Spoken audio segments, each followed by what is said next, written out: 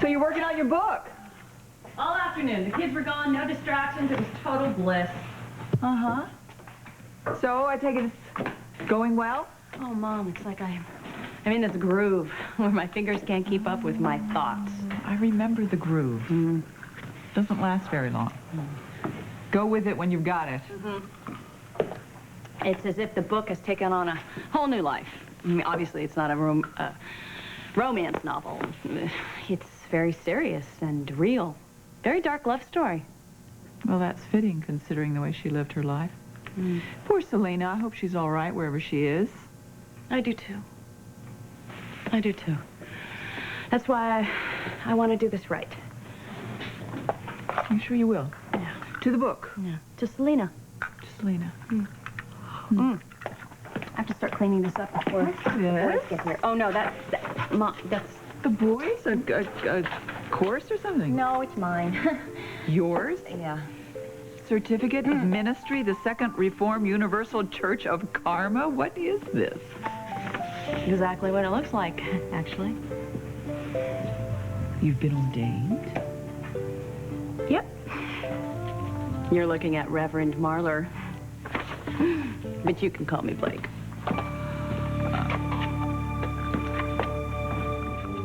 And voila, I become Mrs. Ross Marlar. Is this legal? In all 50 states. Are you sure? Oh, no, Mother. I went to all this bother, and I never took the time to check it out. What do you think? What? What's that look? Nothing. Oh, you don't approve of my idea? Well, it's a little sneaky. Well, Ross didn't give me much choice.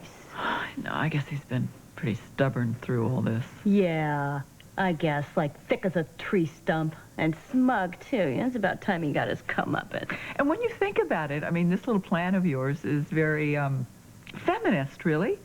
I mean, it's proactive. You're going after what you want. No holds barred, baby. My daughter, the minister. Yeah. You're so outrageous. It could work. Yeah, it's gonna work. Of course it is.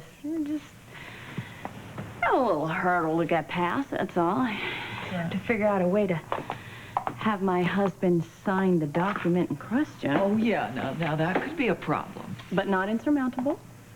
It'll work. It'll work. I'll just... Whenever I had a little minor technicality. When indeed.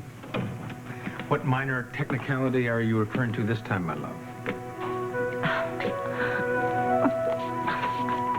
Oh, Blake, you never did tell me what minor technicality you were referring to when I walked in. Oh, that.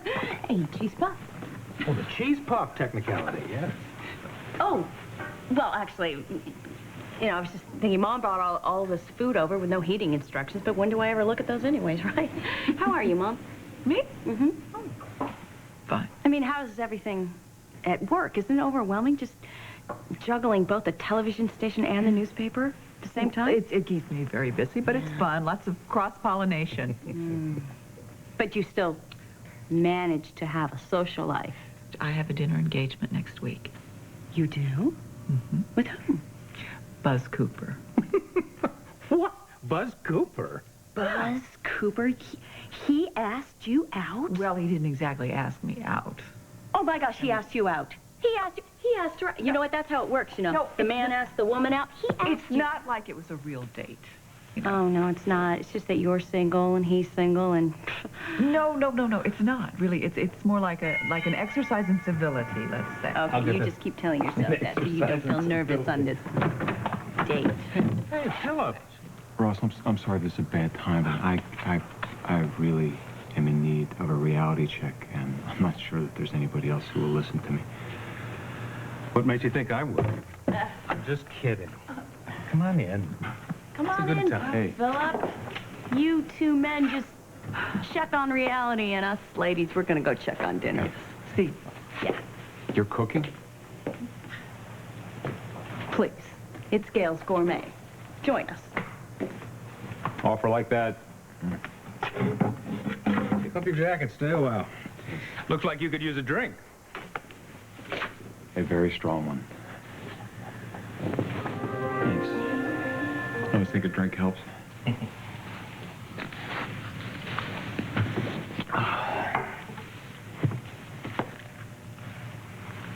I've been doing a lot of thinking about what you said up at the cabin, about Harley and me, about accepting that it's a lost cause and not pushing it to the point where we end up hating each other. Mm-hmm. And? And I see the wisdom in it. If nothing else, Harley and I have always been great friends, and I don't want to lose that. You know, I already feel like enough of a failure as it is. Oh, for heaven's sakes, you are not a failure. Certainly feel that way. You know, that's actually probably the reason that I haven't been willing to accept that my marriage was over up till now. Somehow I can't believe that I've screwed up another one. Philip, you tried very hard to save it. I did? Yeah. See, that's what I thought. But I wonder. Because I kept finding reasons to talk to Beth and to see Beth, even though I knew it would hurt Harley. It's almost as if... As if what? As if I wanted the marriage to blow up. But I didn't want to take responsibility for it, so I kept provoking Harley until she would have no choice but to do it.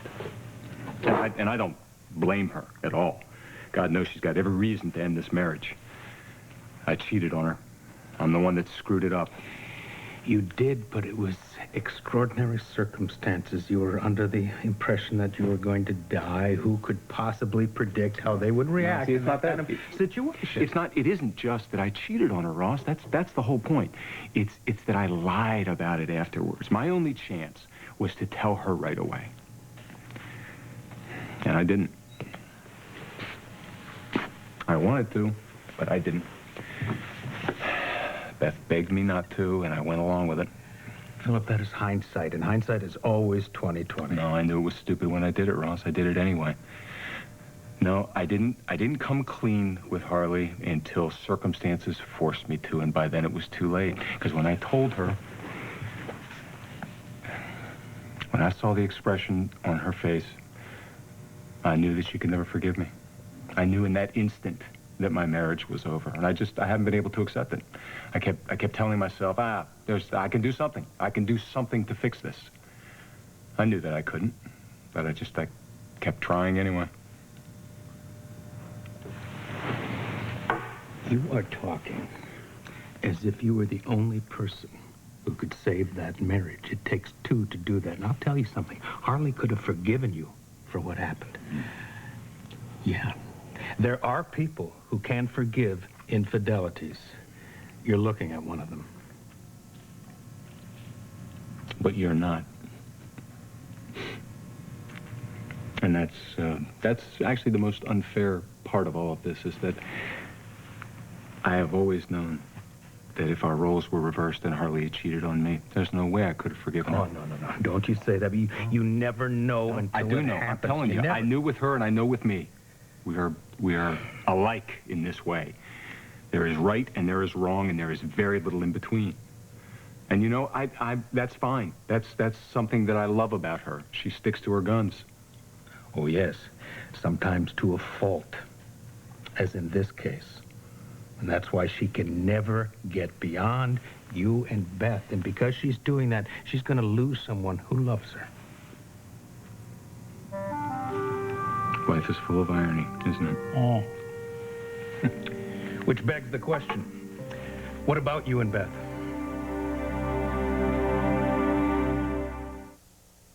What about me and Beth? I don't know.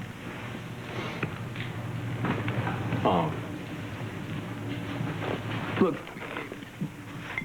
Beth is my first love, all right, and we still share a very strong connection. We are bound together by our kids and by a lot of history.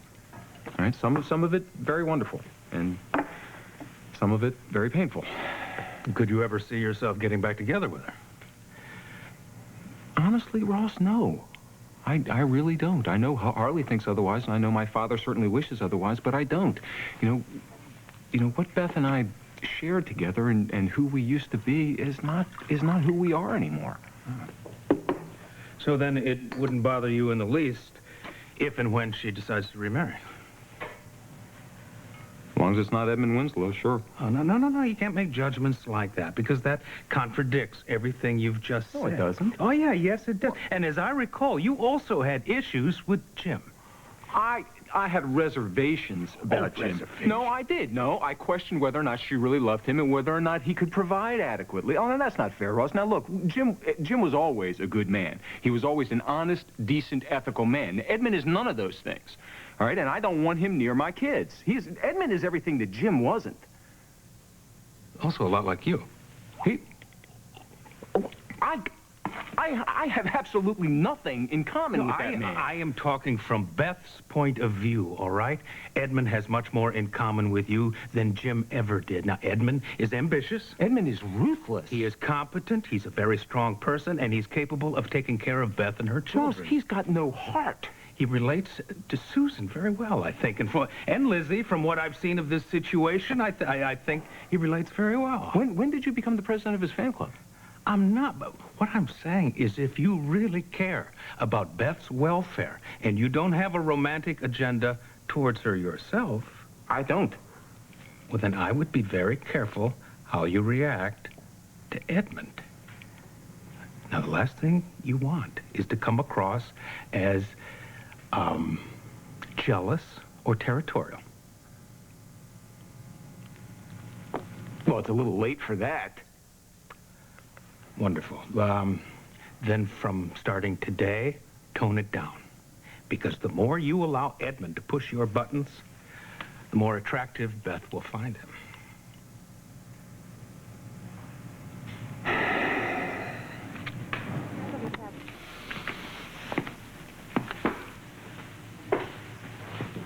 Blake burned the chicken. I'm not altogether sure how that is possible because it's pre-cooked. All she had to do was gently reheat it, but she burned it. I think you're right. About the chicken? I know I'm right. No, about Edmund, about what you said about Edmund and about me watching my reaction with him. I think you're right about that. Any help that you could lend in that area would be greatly appreciated. You got it. I'll do what I can. Yeah, because it's going to take all the self-control that I can muster. Do you detest Edmund that much? Yeah, I do. He blackmailed me.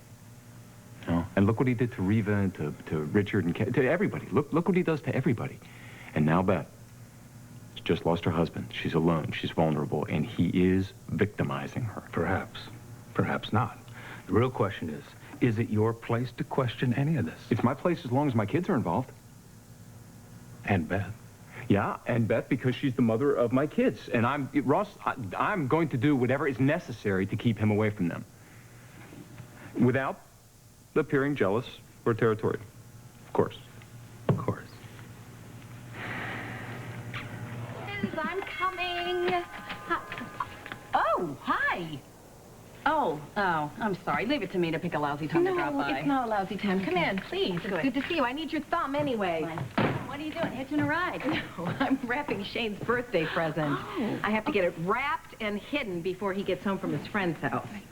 Right there is good. That wasn't as difficult as putting together the beef Wellington. Beef Wellington? What are you, crazy? Noah's coming for dinner. Oh? What's the deal? No. I'll be back in 5. Mara, wait, honey. You just got home. Yeah, I have to see Catalina about something. It won't take long. Hi. Hi, Mara. Come here a sec. You know, when you first came in, you said that Olivia had asked you and Shane to come over for dinner the day after tomorrow. That's right. Well, you don't have to go if you don't want to. I know. It would just mean a lot to Dad, and I realize that I have to meet Olivia halfway if this is ever going to work out. Hey, you got to do what you got to do. All right, see ya. Very mature. Yeah. So what about you? You're positively glowing. Yes, the heat from the kitchen. Well, it could be the heat, but it could be Noah. Well, you've always been incredibly perceptive. Thank you. That's just the sort of affirmation I came by to get. No, but seriously, something's different. What's different? Well, maybe the fact that my head's not buried in the sand anymore. Noah's ex-wife was in town, and she wasn't aware of it, but she gave me a swift kick in the butt. I have seen the light. Ex-wife? Yeah, never mind, she's gone. Anyway, Noah said that he wasn't interested in her anymore, but she sure was interested in him, and I had this intense, jealous reaction that came out of nowhere. So you realized maybe you were taking him for granted? Exactly. And you figured, well, why complicate things with a big commitment because he's there every day anyway? How are things with you and Ross? Yeah, I thought you'd never ask. Just my luck. Blake would be at Reva's. You're invited. Do a surprise party for Blake, not a birthday, anniversary, no presents. Please, very, very important that you be there. If I could pull this off, Blake won't know what hit her. Hello. Rum and vermouth. I want you to do me a favor. When Buzz gets back here, you tell him to take a very close look between the rum and the vermouth. And also tell him that if he wants to jump to conclusions, to go right ahead. Rum and vermouth. I swear, the so-called adults in this town are so weird. Rum vermouth. So when I walked in that door, I knew I had Mara exactly where I wanted her. And then the fact that I had that camera in my hand, that was just a stroke of luck. If she goes straight to Josh with this. My goose is cooked. But I don't think she has the brass. Well, I guess you do. You're blackmailing your husband's daughter? Wow, is it worth the risk? Well, you know what? If that little brat begins to act like a thoughtful, loving child, Josh will be ecstatic. That'll be worth it. And if he finds out why she suddenly turned over a new leaf? I can't think about it. Look, I'm not asking her to rob a bank. Oh, I'm a horrible person. Oh, come on. I mean, the only opinion you care about is Josh's. You're doing this all for him. And her behavior has always been pain in the neck for everybody. Yes, exactly. And with every crisis, Josh and Reva are thrown together, which only reinforces her opinion that her parents ultimately belong together. And I'm just the temporary nuisance in her dad's life. Mm-hmm. And I'm protecting her, Holly. I am. I'm protecting her. I mean, she almost got herself killed when those mobsters kidnapped her. She almost got Sam killed along with her. Oh, yeah. And then you didn't tell Josh that Danny was planning this rescue attempt. That didn't go over very well, did it? I'm just keeping something from him just as bad. What am I doing? Do you really want me to be non-judgmental, or do you want me to talk you out of this plan? Holly, I really want an honest opinion.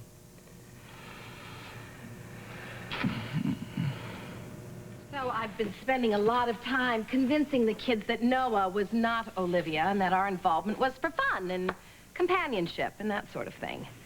Until the ex-wife showed up. Perdita. Perdita? Uh-huh. Are there really people named Perdita? Yeah, she's a London art dealer. She deals with Renaissance art of dubious provenance. You know, she deals with Leonardo and all those guys. Sounds like she's loaded. Yeah, in more ways than one. She travels with a pearl-handled pistol and a custom set of throwing knives. A fun kind of gal. Yeah. Anyway, Noah swore up and down that he had no interest in her anymore, that the marriage was a mistake. But he's a guy, and he was flattered by the attention, and she did make life interesting for him. Well, so do you.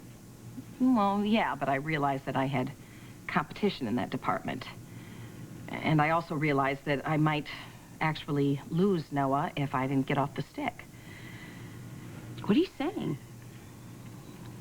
It's more than just a romantic whim. Although Noah can be incredibly romantic. And I have to think about the kids. Even though the kids adore him and he knows exactly how to deal with them. And then he does fit right in here. And he's here all the time anyway. Are you justifying that? No, it's not that at all. I want him. And I'm gonna get him. Hence the beef Wellington. Yeah, that's what tonight's about. Commitment, here I come. Commitment. See, that's when Ross would just run the opposite direction. Oh, Blake, what kind of a friend am I? Here you are, and I'm blabbering on and on and on about my problems. No, you have inspired me. Really, don't use me as a role model. I'm looking at husband number 7. But that's the point. See, you don't get hung up on one guy. Well, you kind of got hung up on Josh. But you're getting over him. I mean, you're doing it. I think I need to change my ways. But you love Ross. You know my little plan to become a minister so I could remarry ourselves? Yeah. I'm officially ordained. No. Yeah. But turns out to be illegal to remarry yourself. I mean, not to perform the ceremony, but to, you know what I'm saying. It doesn't matter because it's a moot point because Ross found out about the whole thing and it's all blown up to pieces and I'm just pathetic. Ugh. I am. I used to be glamorous. I used to be exciting. Now I'm just pathetic. I wish I could get rid of this pathetic need to marry Ross. It's just turning me into somebody I despise. And look at me. I'm sorry. You know what? You can't help me because I have to help myself, right? And you have beef Wellington to make. No, Blake, really, look, honey, there must be something that I can do. You know what you can do for me? You can have a glorious time with Dr. Noah. I mean it. I do. I'm going to go to my mom's. I'll spiel on her. She doesn't have any romantic plans for tonight. Oh, how promising. Here. Thanks. Have fun. Thanks for coming by. Drive safely. What's this?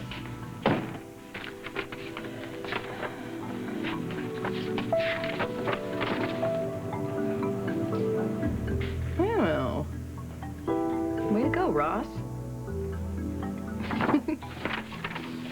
Okay, let me see if I have all the facts straight. What have you done?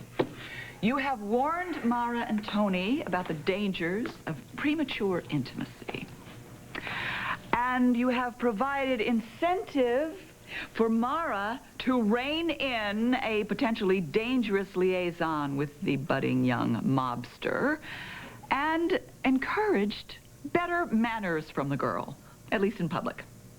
Now, all of this is going to spare Josh needless turmoil and unnecessary interreaction with Riva. Naughty, naughty Olivia.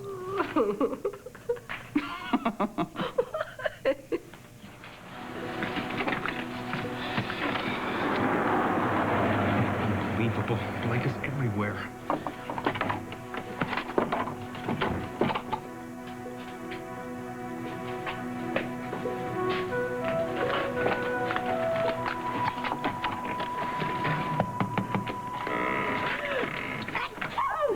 Thanks for sharing.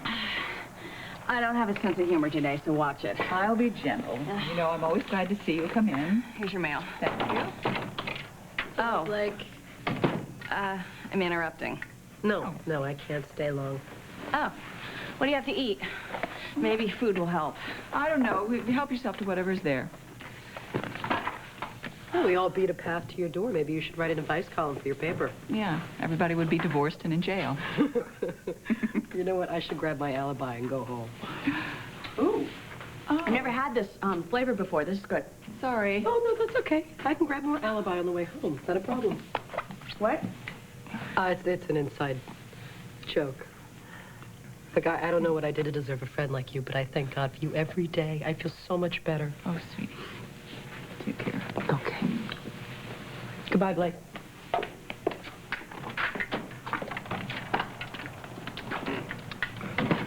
I don't know because I'm just seeing her through Reva's eyes, but that woman irritates me. Really? Yes, it's like she doesn't care what anybody thinks about her. Maybe that's why I like her so much. We're both sort of out of place in this normal little town. So, what's your problem? The usual. Ross won't marry me. I just have to stop wanting it so bad, or I'll become as big as a house. Riva has all the luck.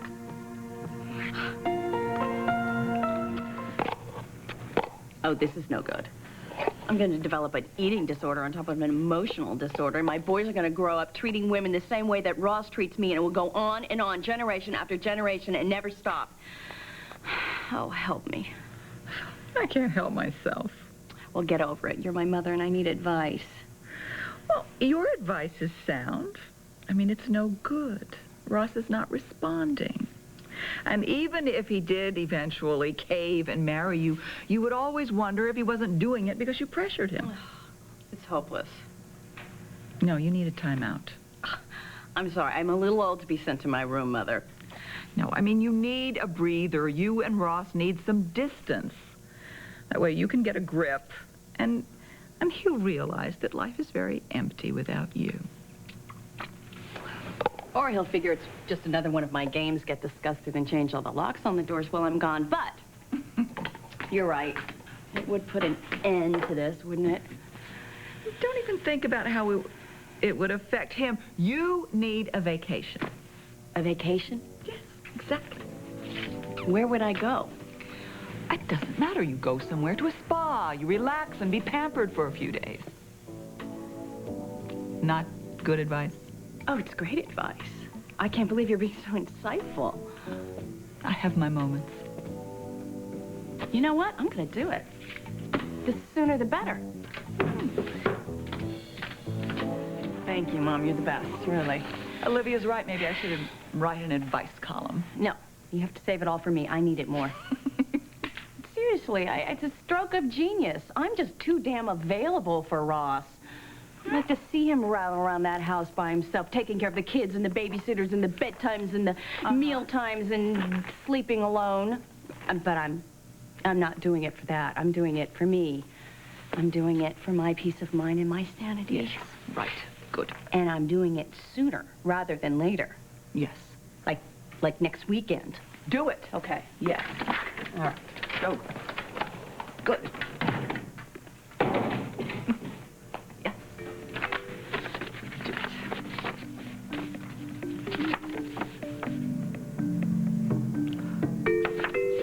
Oh, no.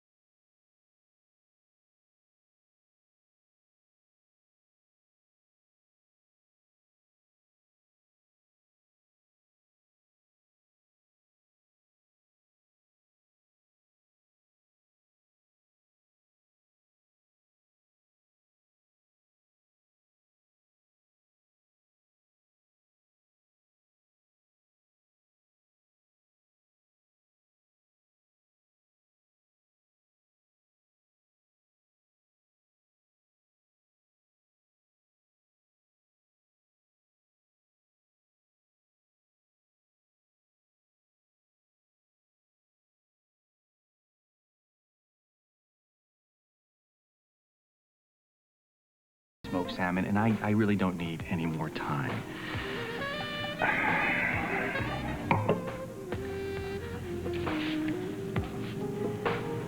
Of course I'll marry you.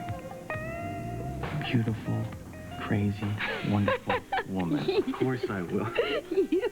Fiancé. You. Fiancé. The word is fiancé. And I told you you had beautiful timing.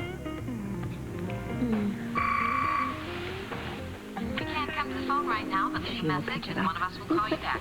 Reva, it's Josh. Are you there? have some news for you. Pick up.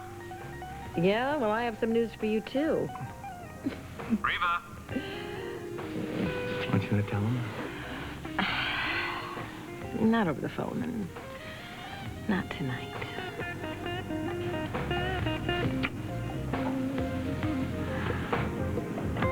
I love you.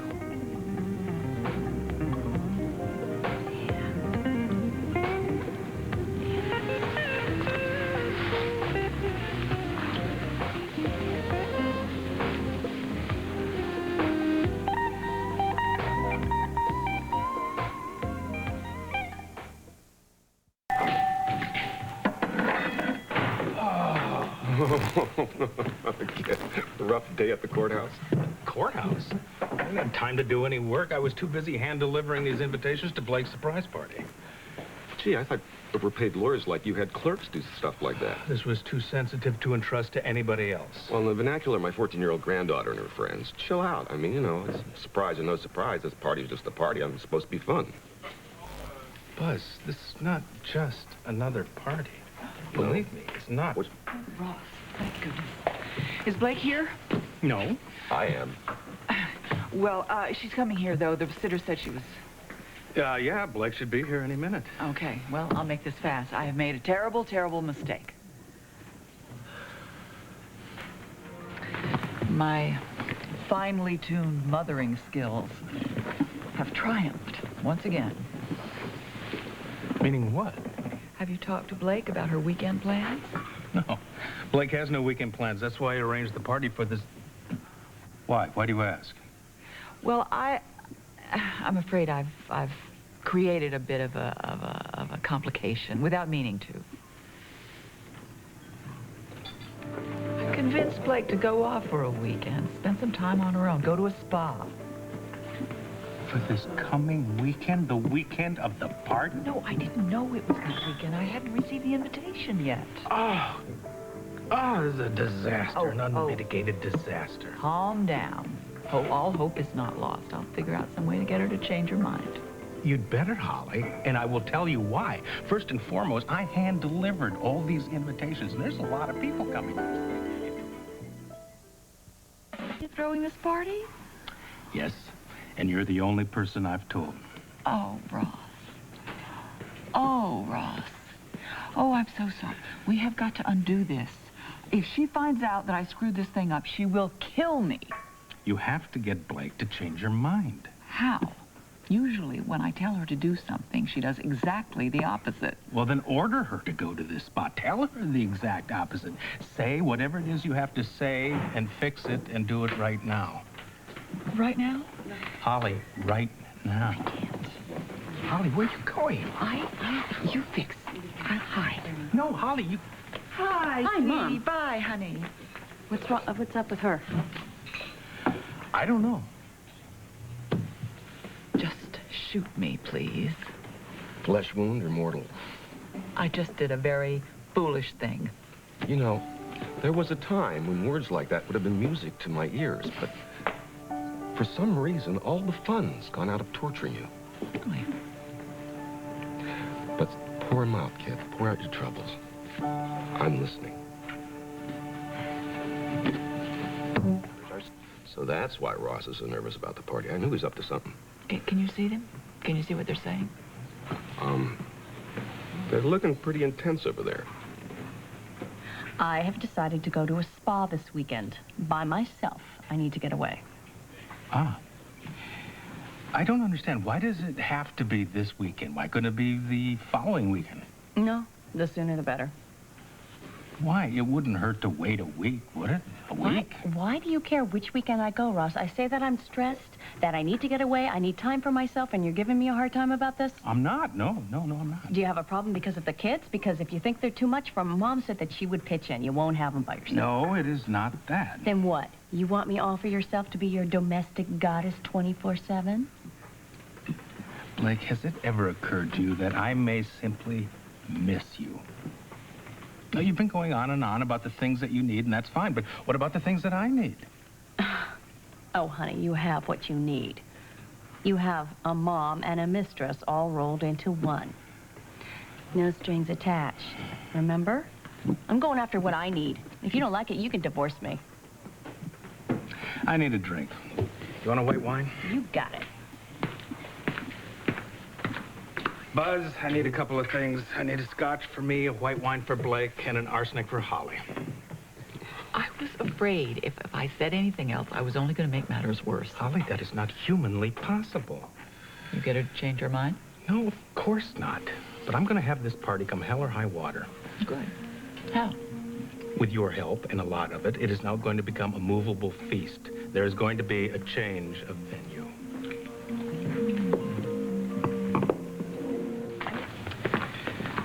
Blake, you know something? If you need to be alone, and it needs to be this weekend, then I'm all for it, 100%. Mom just convinced you just now, didn't she?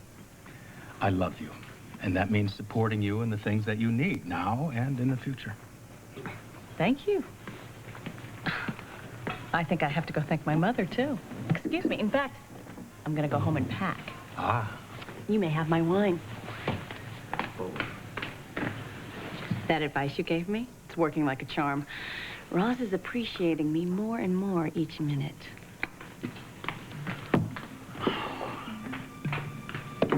I got involved. I gave one piece of really good advice. It turns out to be exactly the wrong thing to say. Now, how ironic is that? Sounds like you tore a page out of the old Buzz Cooper parenting manual. But, you know, stick with me, kid. You're gonna go far.